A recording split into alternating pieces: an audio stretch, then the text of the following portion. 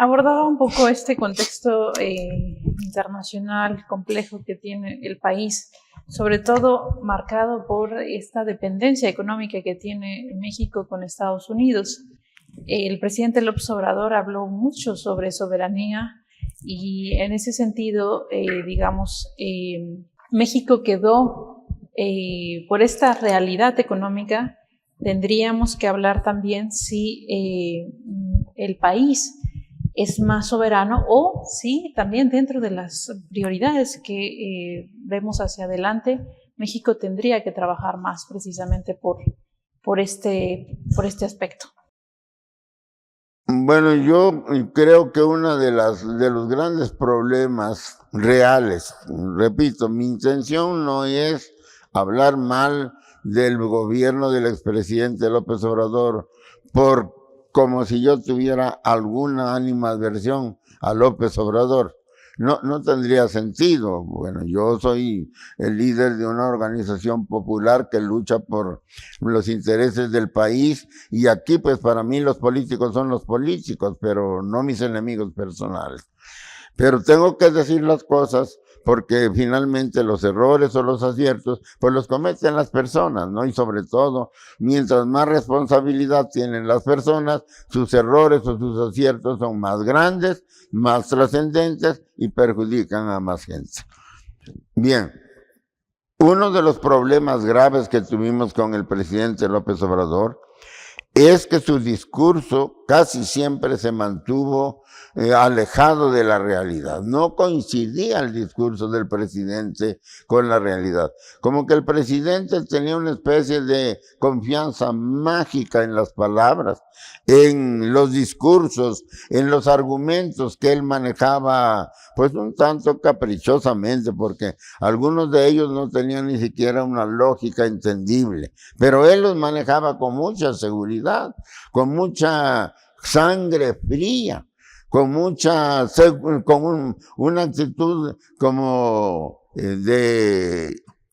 blindada contra la duda, diríamos, y pues con eso se quedaba satisfecho, aunque la realidad estuviera diciendo otra cosa. Y miren, muchos de los datos que se podían manejar en contra de lo que él afirmaba, los daba su mismo gobierno, y el presidente no tenía empacho ni tampoco le temblaba la mano para contradecir los datos de su propio gobierno, de sus propios organismos encargados de hacer las mediciones de las que se hablaba, señalando simplemente que él tenía otros datos, pero nunca dijo ni cuáles eran ni de dónde los tomaba y por qué valían más sus datos que los datos que daban las estructuras especializadas de su propio gobierno. Bien, esto tiene que ver con la soberanía nacional. El presidente fue muy enfático, muy elocuente a su manera, hablando siempre de que México no era colonia de nadie, de que somos un país soberano, independiente, que se gobierna por sí mismo y que toma sus propias decisiones sin que nadie le imponga nada. Eso dijo el presidente. Y a muchos les gustaba el discurso.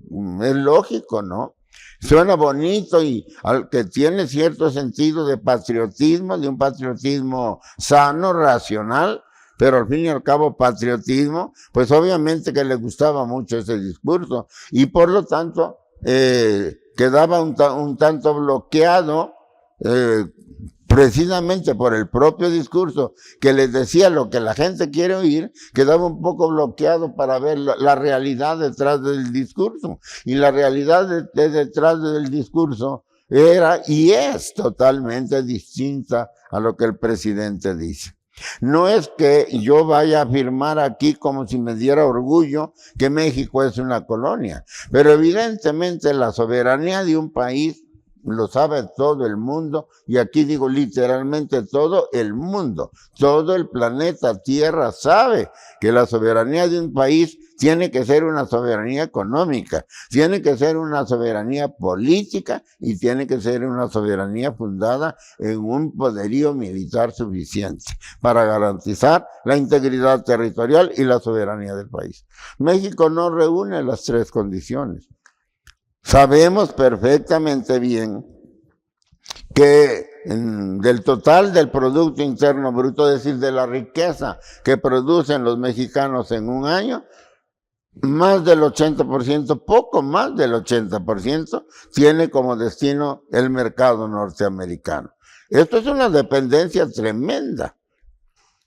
Es tan tremenda y es tan significativa, digamos, esta dependencia para cuando hablamos de soberanía, que tenemos que entender que si Estados Unidos se decidiera a ponerle aranceles, como alguna vez amenazó Trump, se decidiera ponerle aranceles del 25% a todas nuestras mercancías, lo cual significaría sacarnos del mercado norteamericano, nos metería en una crisis realmente insoluble sería un verdadero, diría yo, una tragedia para el país. ¿Qué haríamos con esas mercancías? ¿Qué haríamos sin podérselas vender a Estados Unidos? Hallarles mercado en otro lado, eso es posible, pero no es una cosa que se haga en 24 horas. En cambio, los impuestos sí que se pueden poner en 24 horas. Entonces, ahí está una prueba de que no somos un país que pudiera decir que tiene soberanía económica.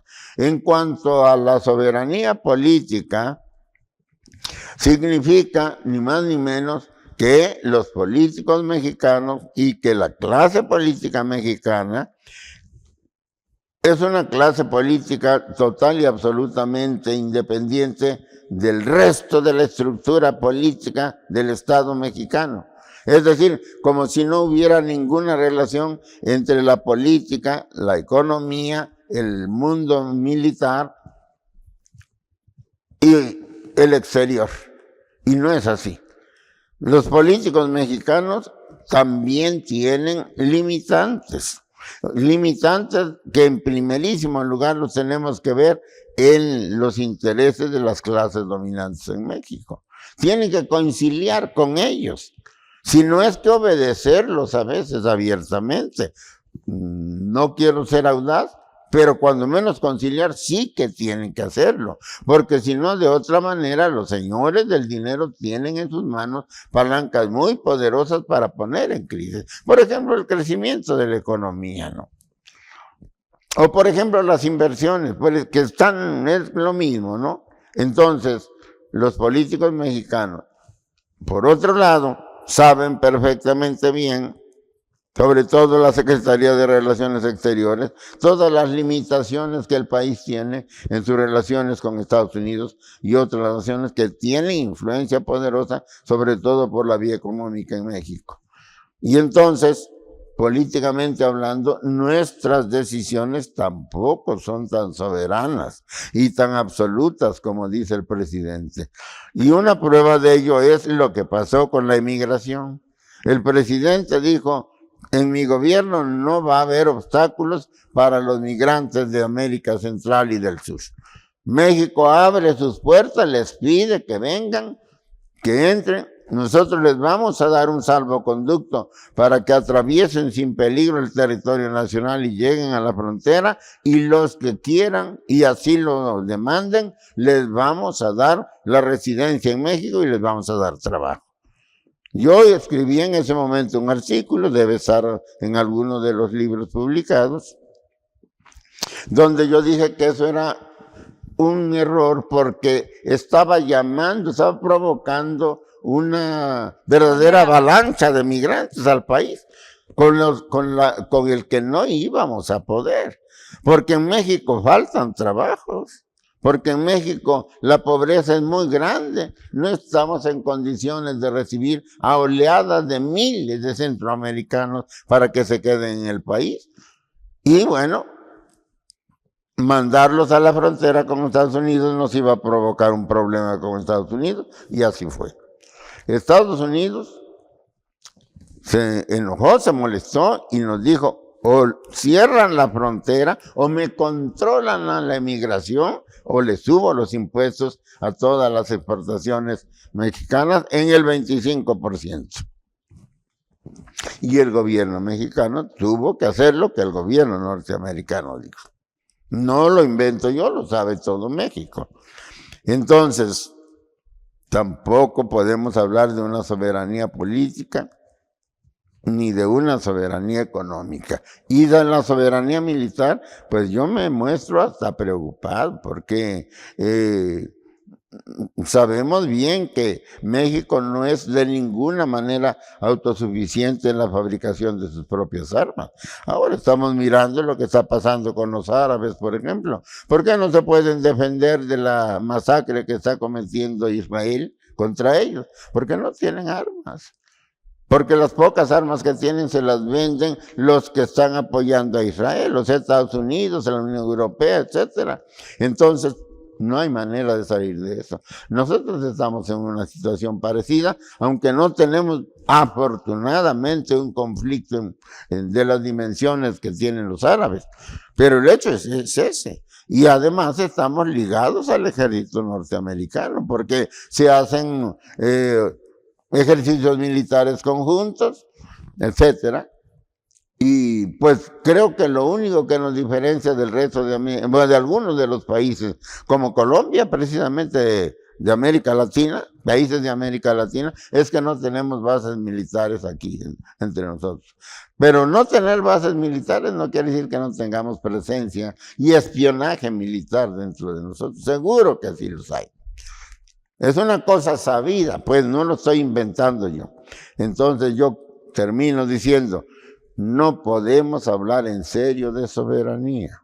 No existe la soberanía mexicana. Entre otras cosas porque no hemos hecho los cambios económicos, porque todo descansa en la economía. No nos engañemos, la economía es la base de todo. Como dijo Marx, la economía es la estructura del edificio social. Todo el edificio social está levantado sobre la economía. ¿Por qué? Porque en la economía se producen los bienes, los satisfactores que el hombre y la sociedad necesitan para vivir. Si no hay economía, no hay sociedad. No hay estructura levantada, no hay edificio levantado sobre la base que no existe. Entonces, la economía es la base de todo. Y puesto que nuestra economía sigue siendo una economía neoliberal dependiente, una economía que exporta casi el 100% de lo que produce Estados Unidos, una economía que depende de las inversiones norteamericanas para crecer, una economía que a pesar de todo no es capaz de desarrollarse autónomamente, y además que no ha podido superar el problema del equilibrio entre los salarios y la productividad, como lo acabamos de ver. Teniendo en cuenta todos estos elementos, no podemos hablar de que México sea un país soberano. Entonces, decirlo así, y peor aún, tomar decisiones basadas en esta ficción de soberanía, no solamente es falso, no solamente es un error, no solamente es un desfase entre la realidad y el discurso, sino que esto está provocando conflictos peligrosos que nos pueden llevar a una situación muy delicada con Estados Unidos. Y aquí la pregunta que nos tenemos que hacer: si los norteamericanos se decidieran a apretarnos, por ejemplo, cancelando el TEMEC, viene la revisión del TEMEC en 2026, y ahí las cosas se van a poner difíciles si la tensión con Estados Unidos sigue creciendo. Y si se decidieran a cancelar el TEMEC, ¿qué va a pasar con nosotros? Si nos aprietan los norteamericanos elevando los aranceles y demás, es decir, si nos aplican una política parecida a la que le están aplicando a Venezuela, ¿estamos preparados los mexicanos para resistirlo? El pueblo de México va a ser tan valiente, tan decidido, está tan consciente como el pueblo venezolano de Maduro. Muchos se deshacen en ataques para Maduro porque son partidarios ciegos del capitalismo explotador del mundo. Pero la realidad es que el pueblo venezolano es un modelo de pueblo batallador que está consciente de su soberanía y la está defendiendo. Nosotros estamos en la misma posición. A mí me parece que lo deberíamos pensar. Yo creo que seguir manejando la soberanía mexicana como la manejó el presidente López Obrador, una verdadera ficción, nos puede llevar a problemas delicados para los que el pueblo mexicano no ha sido preparado. En torno a esta preparación de la que, digamos, también es una deuda que tiene la 4T con el país, preparar al pueblo mexicano para diversos cambios económicos y políticos que están ocurriendo en el mundo.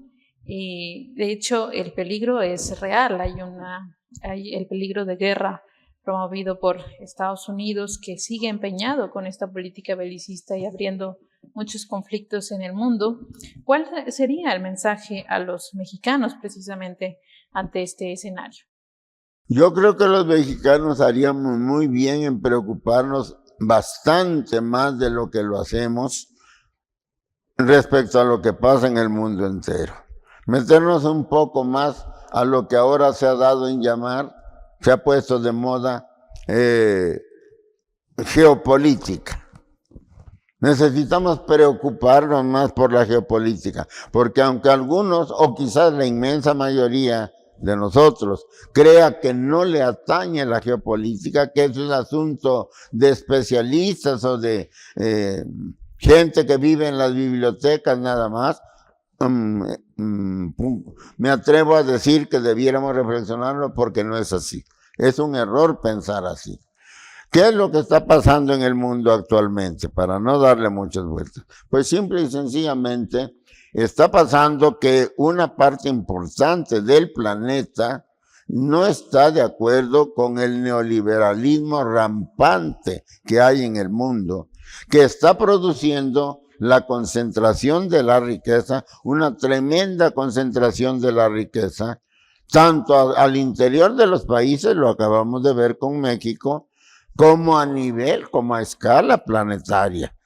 Se dice, lo han dicho algunos investigadores como Oxfam, que en el mundo hay unos 500,000 millonarios, como Elon Musk, o como Bill Gates, o como algunos otros nombres de esa naturaleza, los gigantes de la tecnología. Pero como ejemplo conocido, pero hay otros, General Electric, General Motors, etcétera, etcétera. Los grandes monopolios mundiales norteamericanos han impuesto este modelo y son ellos los que se están beneficiando. Decía yo, según Oxfam, por ejemplo, son 500,000 millonarios en el mundo que concentran más riqueza que la enorme mayoría de la población mundial. Somos aproximadamente 8,000 millones de seres sobre la Tierra, y de esos 8,000 millones sobre la Tierra, solo 500 personas concentran la riqueza del planeta. Y los demás nos repartimos migajas, porciones muy pequeñas de esa riqueza, que es lo que nos permiten los grandes acaparadores, y eso es lo que explica la gran desigualdad mundial. Ahora, el problema es que esta gran desigualdad mundial está provocando desequilibrios políticos, porque la gente no puede vivir eternamente dentro de esta desigualdad y sobre todo dentro de la pobreza que genera esta desigualdad tan irracional, diría yo, tan absurda. La gente no puede vivir mucho tiempo y entonces están produciendo verdaderas amenazas, verdaderos desequilibrios políticos en el mundo y perturbando el progreso económico, porque la economía para crecer, para desarrollarse, los países para poder producir riqueza suficiente para sus pueblos necesitan paz.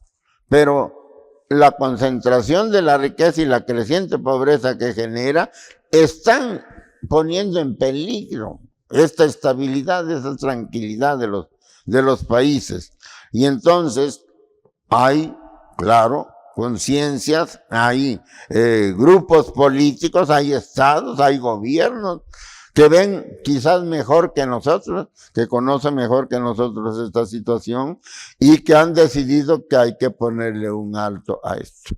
Que el mundo no puede seguir creciendo, así que hay que cambiar la estructura mundial, que hay que cambiar el orden mundial que se generó y que ha funcionado desde fines de la Segunda Guerra Mundial, desde 1945 prácticamente hasta la fecha, y que es lo que le ha dado al imperialismo norteamericano un gran poder sobre el mundo, sobre los recursos del mundo, sobre las riquezas del mundo, sobre los mercados del mundo, sobre las rutas de comunicación del mundo, marítimas, aéreas, terrestres, y desde luego sobre la gente, sobre los habitantes del mundo.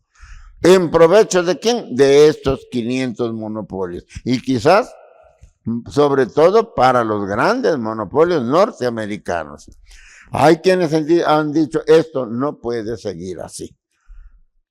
Empezando por sus propios países, han cambiado la política económica y la política, válgase, dentro de sus propios países. Y han demostrado que han obtenido mucho mejores resultados que los que tenían siguiendo el modelo norteamericano ciegamente. A estos países los encabeza básicamente, y todo el mundo lo sabe, China y Rusia. Pero China y Rusia, que están encabezando un movimiento por un cambio, por una renovación drástica del orden mundial generado a raíz de la Segunda Guerra Mundial, dominado por los Estados Unidos, no son los únicos. La gran fuerza que tiene el ahora llamado multipolarismo, que así le han llamado al modelo mundial que proponen, se debe a que China y Rusia no son más que la cabeza, la punta de lanza de una rebelión mundial contra el imperialismo norteamericano. Todos los países que ahora le llaman del sur global, con excepciones, están inconformes con lo que está pasando y están de acuerdo con lo que están proponiendo China y Rusia. Es necesario un nuevo orden mundial al que le llaman un orden multipolar, que quiere decir que ya no tiene que ser un solo país, el rico, y los demás a su servicio y dejándonos explotar por ellos. Hay que promover un desarrollo generalizado del mundo, de todos los países del mundo, crecimiento de la riqueza del mundo. Pero esto requiere que el imperialismo sea derrotado, digamos, económicamente, para que los países puedan disponer soberanamente de sus recursos, de sus riquezas naturales, de sus mercados, de su pueblo, de su fuerza laboral, y aplicarla de acuerdo con los intereses de cada país. Ellos no están proponiendo un modelo de gobierno, de Estado, como sucedió en la época de la Unión Soviética, cuando menos así se acusó a la Unión Soviética de querer imponer el régimen comunista. China y Rusia no están proponiendo ningún régimen político, ni religioso, ni nada, que no los engañen. Están proponiendo un nuevo orden mundial que tenga como base una economía más equitativa para todo el mundo, en particular para los países menos desarrollados, que son los que integran el sur global. Esto es lo que está pasando en el mundo. Y entonces el ataque contra Rusia, contra China, la guerra mediática tan intensa, acusándolos de todo, acusándolos hasta del cambio climático, no es más que una guerra contra los pueblos pobres del mundo, contra el sur global, dentro de los cuales, no lo olvidemos, está México.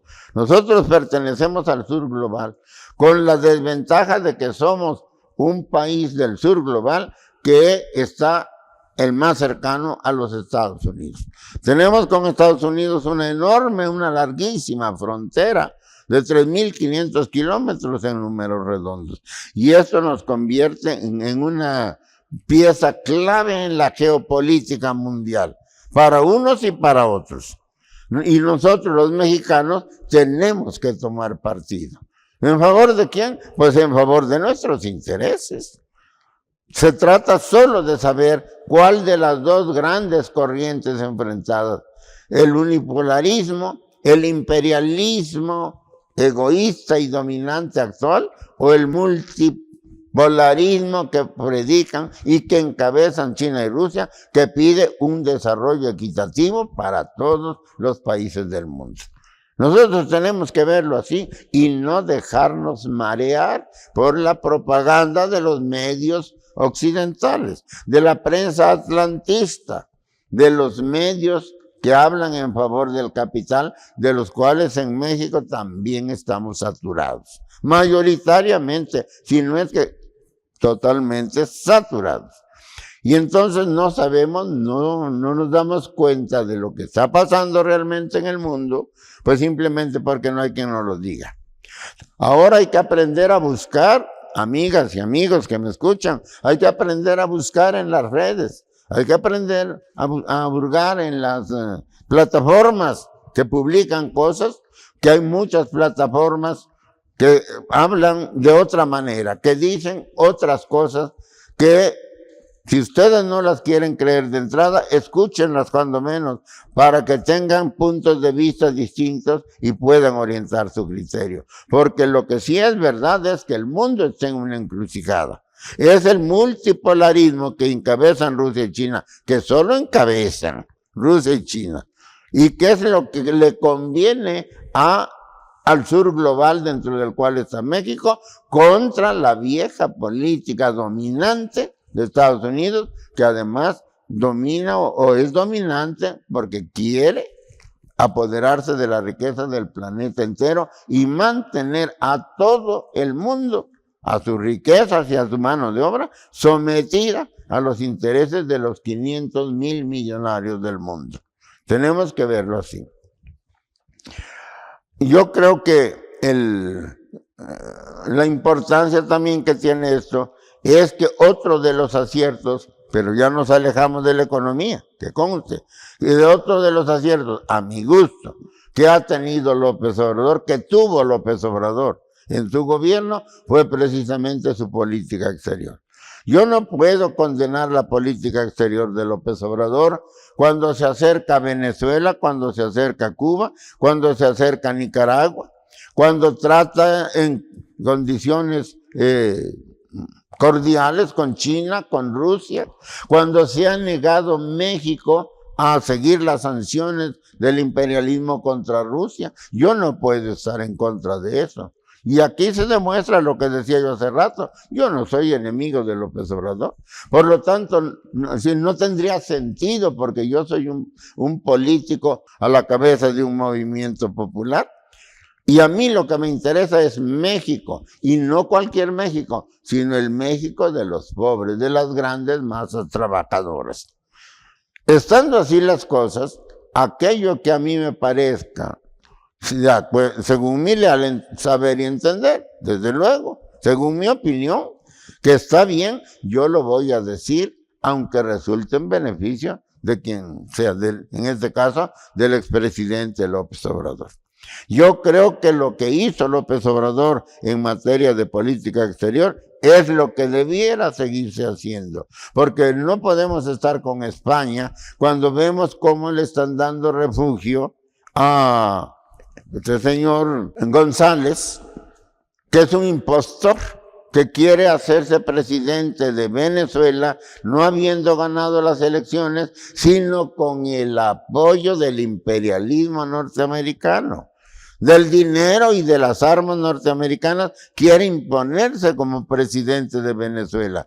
Y se exilia en España, y el señor presidente de España, que para colmo de escarnio es miembro del Partido Socialista Obrero Español, Pedro Sánchez, lo recibe con honores y lo reconoce como el presidente legítimo de Venezuela, lo cual es una bofetada no solo a Venezuela, al mundo entero, porque ¿quién es Pedro Sánchez para decidir quién es el presidente de Venezuela? Mañana lo hace también con México. Así que la bronca que trae López Obrador con España, aunque ciertamente tuvo como origen una posición baladí del presidente, pero la evolución del problema me dice a mí que realmente España necesita una recomposición como México de su clase política. Y con esta reflexión que nos llevó a ver esta situación de Venezuela, con Edmundo González, que es precisamente quien ahora es una de las figuras que se ostenta como presidente de Venezuela. En ese sentido, con este contexto internacional, finalmente, ingeniero Aquiles, el antorchismo como fuerza, como movimiento popular que ha venido construyendo también su propia alternativa, va a seguir convocando a más mexicanos precisamente a la lucha. Son 50 años ya de trayectoria del antorchismo, pero precisamente ¿qué ha aportado y qué sigue para su movimiento? Sí, son 50 años del antorchismo. En este año cumplimos 50 años de luchar contra la pobreza y en favor de los intereses de las clases más desprotegidas de nuestro país, que forman la inmensa mayoría de los mexicanos. La inmensa mayoría. Nosotros luchamos por muchos mexicanos que nos odian, que nos atacan, que nos calumnian, porque no nos entienden, porque no saben lo que nosotros estamos haciendo y lo que nos proponemos hacer. Esto es inevitable. No me estoy quejando, estoy señalando un hecho. Y también tenemos 50 años de batallar con distintos gobiernos, principalmente del PRI, pero luego también del PAN y luego también otra vez del PRI y finalmente con Morena. De todos estos gobiernos no podemos decir sin mentir que hayamos tenido un apoyo o una cobertura política o económica o siquiera de trato cordial que nos haya ayudado a impulsar adelante nuestro movimiento. Antorcha sí ha tenido que ir abriendo paso a golpe de tenacidad, a golpe de trabajo de sus militantes, de sus miembros, a base de no traicionar a la gente, de mantenerse cerca de la gente, de conocer a nivel del suelo, a nivel de la calle, los problemas de la gente y tratar de entenderlos y resolverlos. Y pues con el propósito claro de ir conquistando el ánimo y el corazón de la gente para que se organice. Porque Antorcha, que nació para luchar contra la pobreza y en favor de los derechos de los más necesitados, que se derivan de su posición económica, pero que no se reducen a la posición económica,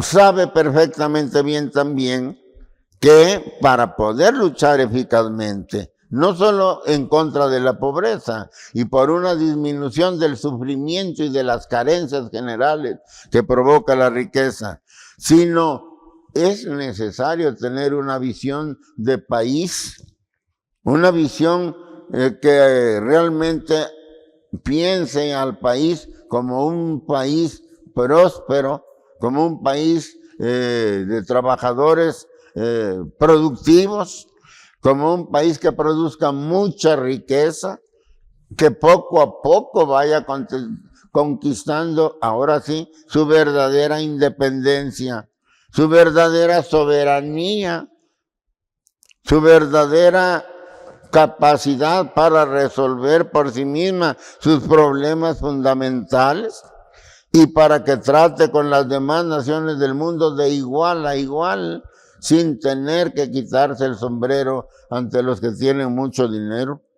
Necesitamos ver el país así y crear un proyecto de país, una visión de país que ataque los problemas actuales y que plantee, es decir, que tome un rumbo eficaz, bien pensado, bien ensayado, diría yo, bien comprobado, para poder salir, para poder superar esta situación de México. Antorcha, entonces, nace como una organización que en lo inmediato lucha contra la pobreza y la marginación, sobre todo en sus ángulos más agudos, más lacerantes, pero también con el propósito de promover, de luchar por un México distinto, por un México próspero, más equitativo, más opulento, como dijo alguna vez Lenin, y que se abra un espacio digno, como dicen cursimente algunos, en el concierto de las naciones civilizadas del planeta. Este es el proyecto de Antorcha. Y desde luego que esto tenía que chocar con obstáculos muy grandes, de buena parte de la clase política y también de buena parte de la clase del dinero. Y eso se ha manifestado en el continuo ataque en medio del cual hemos tenido que avanzar. Nosotros hemos tenido que avanzar hablando metafóricamente, bajo las balas del enemigo. Y a veces ni tan metafóricamente, hemos tenido que avanzar, que abrirnos paso. Y aunque no podemos hablar de éxitos espectaculares, no podemos decir que estamos a punto de ganar el poder de la República, pensamos que vamos camino de lograrlo. ¿Por qué? Porque hemos tenido avances. Porque Antorcha ya no está igual que cuando nació. Porque Antorcha ha crecido en número, no lo suficiente, no como me hubiera gustado a mí, no como quisiéramos todos los antorchistas, pero hemos crecido. Y hemos crecido también algo muy importante que casi no se menciona y menos se persigue, hemos crecido en conciencia de clase, en conciencia política de nuestra gente. Es decir, hemos crecido en cantidad y en calidad de nuestra militancia. Y eso nos permite a nosotros, amigos del público, confiar en que Antorcha va por el camino correcto y que vamos a poder en algún momento dado, sobre todo a medida que vayan cambiando las circunstancias del propio pueblo de México, para que se haga más sensible y receptivo a nuestros planteamientos, va a llegar un momento en que el crecimiento de Antorcha va a alcanzar la magnitud que se requiere para convertirse en una verdadera alternativa política para el país. Estando así las cosas, ¿qué puedo yo decirle? ¿Cuál es mi mensaje? Como me sugiere nuestra amable interlocutora, la licenciada Francis de Canal 6. ¿Qué puedo yo decir? Que se organicen con Antorcha, que conozcan Antorcha, que se documenten sobre Antorcha. No tienen que ir a ninguna biblioteca ni creerme a mí. Hay muchísimo material publicado por la organización. Consulten la página de Antorcha, consulten la página de algunos dirigentes de Antorcha que publican muchas cosas. Les recomiendo que lean la revista Buzos, que es una revista hecha por un equipo de publicistas que han trabajado mucho y se han preparado a conciencia para ser una de las revistas más pulcras, mejor presentadas y mejor documentadas de México. Conozcan Antorcha, interésense por lo que dice Antorcha, porque los tiempos se están poniendo cada vez más nublados y necesitamos nosotros construir un muro de defensa para México, un muro de defensa que solo puede construir el pueblo de México. Sí, pero con la condición de que se organice y se eduque políticamente. Ustedes dirían, si yo les hablara nada más en abstracto, dirían, ¿y cómo le vamos a hacer? ¿Cómo nos vamos a educar si ya no vamos a la escuela, si ya estamos trabajando? ¿Cómo nos vamos a organizar si no sabemos cómo hacerlo? Ah, bueno, ahora existe Antorcha. Y Antorcha les dice cómo organizarse y cómo educarse fuera de la escuela. Si nos buscan, vamos a trabajar juntos y vamos a construir ese México organizado y consciente, que es la única forma de garantizar que México no será arrasado por las corrientes reaccionarias del mundo y que tiene asegurado un futuro, pues no diré que luminoso, pero sí humano, más humano para todos que el que estamos viviendo el día de hoy. Así es como piensa el líder nacional del movimiento antorchista, quien ha abierto este espacio para hacer un recuento sobre lo que representó el sexenio de Andrés Manuel López Obrador, abriendo también las perspectivas sobre el nuevo gobierno de Claudia Sheinbaum y también el contexto internacional que rodea a México. Le agradecemos esta charla honesta, sincera y documentada sobre la realidad nacional e internacional, y ojalá en otra oportunidad tengamos la posibilidad de seguir conversando. Muchísimas gracias, ingeniero. Gracias a ustedes, y desde luego estoy a sus órdenes para cuando nos podamos volver a reunir. Es una gran oportunidad para mí poderme dirigir a su auditorio, a sus seguidores, y intentar que el mensaje de Antorcha llegue a más gente y llegue además a través de un medio tan honesto, con una imagen de respetabilidad cada vez mayor, como es Canal 6. Muchísimas gracias al ingeniero Aquiles Córdoba Morán. Nosotros les agradecemos muchísimo su compañía y los esperamos en otra emisión.